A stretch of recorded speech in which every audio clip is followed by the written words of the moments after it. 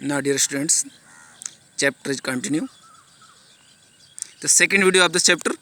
तो यहाँ हम जानेंगे मजॉरिटेरियनिज्म इन श्रीलंका। श्रीलंका में मजॉरिटेरियनिज्म क्या होता है। अब पहले इस वर्ड को समझ लेते हैं कि व्हाट इज द मजॉरिटेरियनिज्म। तो यहाँ पर है, देखिए, a believe that the majority community should be able to rule. तो ऐसा बिलीव कि किसी भी कंट्री में जो भी कैटेगरी मेजॉरिटी होगी, यानी जो भी कास्ट के लोग सबसे ज़्यादा होंगे वो शासन करें, उसे मजॉरिटेरियनिज्म कहते हैं, यानी बहुसंख्यकवाद। तो Sri Lanka emerged as an independent country in 1948। तो श्रीलंका 1948 में एक इंडिपेंडेंट कंट्री बन करके सामने आया। The leaders of the Sinhala community sought to secure dominance over government. तो सिन्हाला कम्युनिटीज़ के लीडर्स ने इस बात को तलाश करने की कोशिश की कि सिक्योर डोमिनेंस ओवर गवर्नमेंट, कि सरकार पर हमारा आधिपत्य होगा, हमारा कंट्रोल होगा, by virtue of their majority. तो किस बेस पर? कि उनकी मेजॉरिटी बेस पर सिन्हाला कम्युनिटी ने माना कि हमारे हाथ में इस पूरे देश की बागडोर रहेगी। As a result the democratically elected government adopted तो रिजल्ट ये हुआ कि डेमोक्रेटिकली इलेक्टेड सरकार ने adopted a series of majoritarian measures. तो बड़ी संख्या में मेजॉरिटी मीजर्स अपनाए टू इस्टेब्लिश सिन्हाला सुपरमेसी।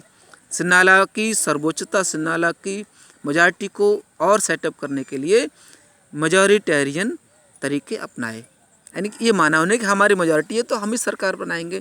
ये तो कमी 18% है, केवल हम 74% हैं, तो गवर्नमेंट हमारी बननी चाहिए, उनकी नहीं बननी चाहिए। ठीक। 1956 में एन एक्ट वाज पास्ड, एक एक्ट पास किया गया to recognise Sinhala as the only official language.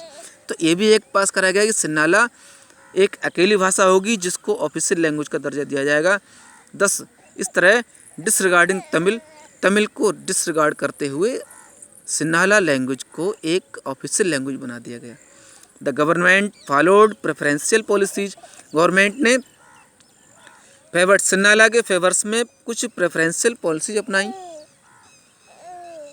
Sinhala applicants for university positions and government jobs. तो यूनिवर्सिटी पोजीशंस में एप्लीकेंट्स के लिए, गवर्नमेंट जॉब में, तो सिन्हाला के फेवर में सरकार ने डिसीजन लिए। तो a new constitution stipulated that the state shall protect and foster Buddhism. एक नए संविधान ने इस बात पर भी जोर दिया कि बुद्धिज्म की सुरक्षा की जाएगी। नेक्स्ट पैरा पे आते हैं, देखिए, all this governments measures coming one after the other. ये सभी गवर्नमेंट के तरीके एक के बाद एक आते रहे। Gradually increase the feeling of alienation among the Sri Lankan Tamils. धीरे धीरे श्रीलंकन तमिल्स में एक एलिनेशन की फीलिंग आ गई। एलिनेशन क्या होता है? अलगाववाद, अपने आप को अलग फील करना। They felt that none of the majority political parties. उनको ये फील क्या हुआ कि मेजॉरिटी पॉलिटिकल पार्टीज में से कोई भी ऐसा नहीं है led by the Buddhist Sinhala leaders was sensitive to their language and culture, जो उनकी लैंग्वेज और कल्चर के प्रति सचेत हो। तो श्रीलंकन तमिल्स की ये समस्या रही। They felt that the constitution, उनको ये क्या फील हुआ कि कॉन्स्टिट्यूशन एंड गवर्नमेंट पॉलिसीज, संविधान और सरकार की policies, denied them equal political rights. इन सभी ने उन्हें इक्वल पॉलिटिकल राइट्स से वंचित किया है। डिस्क्रिमिनेटेड अगेंस्ट देम, उनके साथ भेदभाव हुआ है जॉब लेने में या अदर अपॉर्चुनिटीज़ में। एंड इग्नोर्ड देयर इंटरेस्ट, और उनके इंटरेस्ट को इग्नोर कर दिया गया है। एज ए रिजल्ट क्या हुआ? द रिलेशंस, इस तरह इन दोनों के जो रिलेशंस हुए, the relations between the Sinhala and Tamil communities strained over time. तो सिन्हाला और तमिल्स के जो रिलेशंस थे टाइम टू टाइम तनाव में आने लगे। ठीक है। अब देखते हैं the Sri Lankan Tamils launched parties and struggles for the recognition of Tamil. तो श्रीलंकन तमिल्स ने पार्टियां बनाई, संघर्ष किए, जिससे कि तमिल को एक ऑफिशियल लैंग्वेज का दर्जा मिले, for regional autonomy and equality of opportunity and securing education and jobs. तो रीजनल ऑटोनॉमी, इक्वलिटी हो सब पूरे देश में, एजुकेशन और जॉब्स गेन करने में ऑल पीपल्स को इक्वल अपॉर्चुनिटी मिले। श्रीलंकन तमिल्स ने इस बात को आगे बढ़ाया। But their demand for more autonomy to provinces populated by the Tamils was repeatedly denied. इस तरह उनकी डिमांड को डिनाई कर दिया गया, यानी कि रिजेक्ट किया जाता रहा।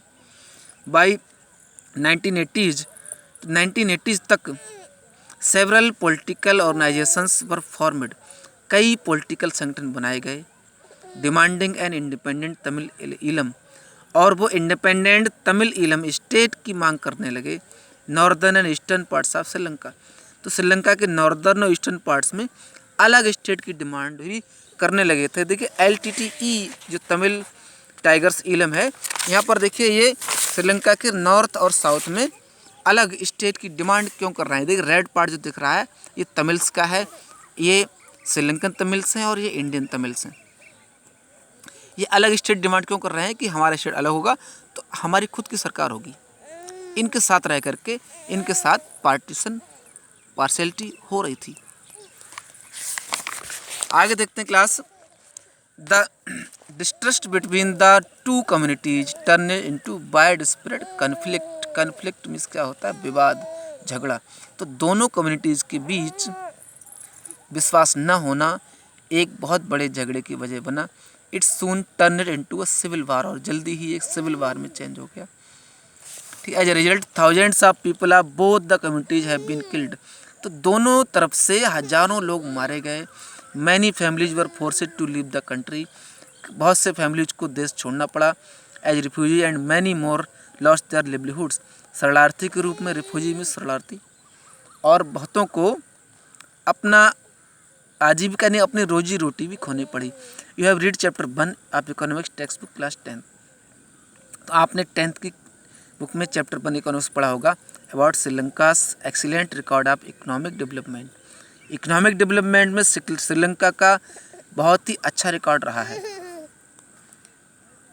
इकोनॉमिक डेवलपमेंट में, एजुकेशन में और हेल्थ में भी। But the civil war has caused terrible setback, और सिविल वार ने बहुत भयानक यानी कि सेटबैक किया, इसकी प्रोग्रेस पीछे हुई। At the social cultural economic life of the country it ended in 2009, और ये संघर्ष 2009 में फिनिश हुआ।